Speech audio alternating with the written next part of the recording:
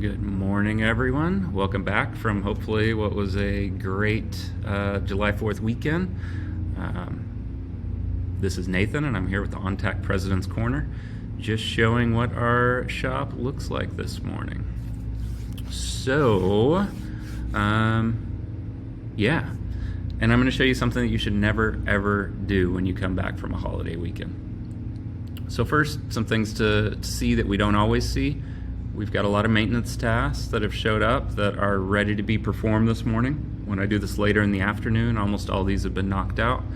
But we'll see things that people are catching up on, wash downs, waste buckets, and such. I see that most of the machines are running nicely. I see that somebody got in here last night and started the machines, so they've fired up overnight. One way I can see this is by dropping our filter down and showing the current shift. So if it started in the gray, that meant somebody started it overnight. So pretty good shape on those guys. Now here's the scary part. I'm going to run an excess capacity report for last week.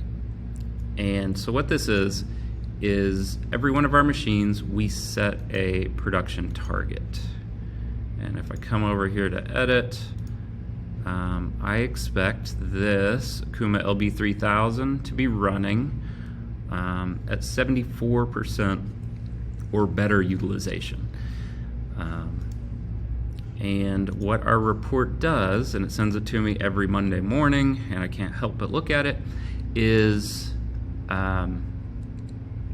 basically it looks at the delta between my expectations and what it actually ran, and it quantifies the dollars that we lost in this situation or failed to realize. And I'm going to swap over to some reading glasses, so if anybody thinks I look too young to be doing this, that is proof I am not.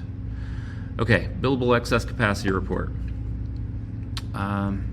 Like I said, most of the time we should just enjoy our weekend and absolutely not look at this report. The Multus, this is down for a gas spring, so no utilization last week. We call that $21,000 in unearned income. I'm just going to scroll to the end. We don't need to look at each one of these, but we've got a nice summary. Here we go. Expected target utilization for this group of machines, actual utilization, utilization left on the table, total hours left on the table, and the value to me of those dollars that we did not execute. So, yeah. I told you before I showed you this is what you do not want to do after a holiday weekend. There were other things going on. It was a pretty rough week, I'm not gonna lie. But anyway, I thought you might appreciate seeing this, and I'll hop over and just show you what that interface looks like real quick. We've got any of our reports, and I can hop over here to scheduled reports,